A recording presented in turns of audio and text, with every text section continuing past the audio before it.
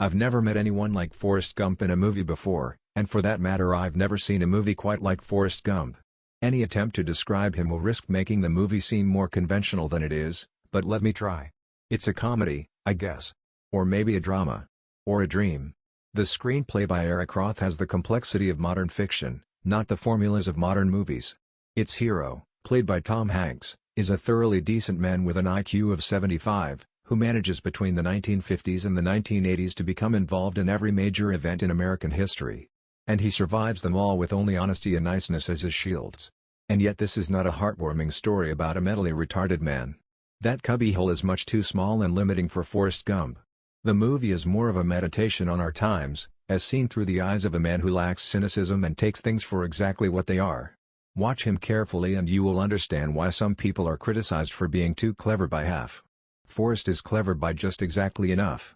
Tom Hanks may be the only actor who could have played the role. I can't think of anyone else as Gump, after seeing how Hanks makes him into a person so dignified, so straight ahead. The performance is a breathtaking balancing act between comedy and sadness, in a story rich in big laughs and quiet truths. Forrest is born to an Alabama boarding house owner, Sally Field, who tries to correct his posture by making him wear braces, but who never criticizes his mind. When Forrest is called stupid, his mother tells him, "Stupid is as stupid does," and Forrest turns out to be incapable of doing anything less than profound. Also, when the braces finally fall from his legs, it turns out he can run like the wind. That's how he gets a college football scholarship, in a life story that eventually becomes a running gag about his good luck.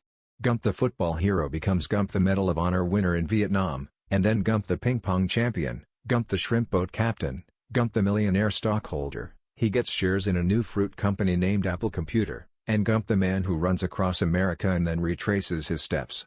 It could be argued that with his IQ of 75 Forrest does not quite understand everything that happens to him. Not so.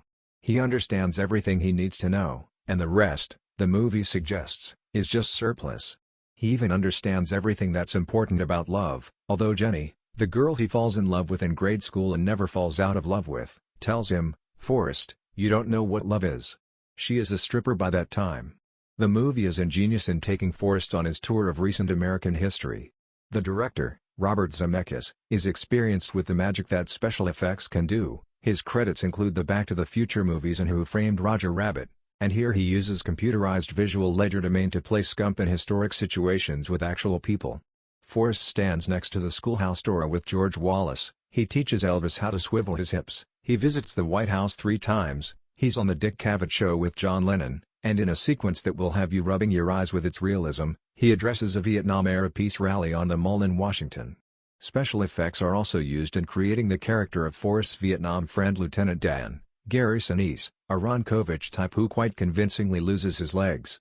Using carefully selected TV clips and dubbed voices, Zemeckis is able to create some hilarious moments, as when LBJ examines the wound in what Forrest describes as my buttocks.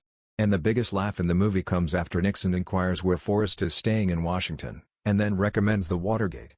That's not the laugh, just the setup. As Forrest's life becomes a guided tour of straight-arrow America, Jenny, played by Robin Wright, goes on a parallel tour of the counterculture. She goes to California, of course, and drops out, tunes in, and turns on.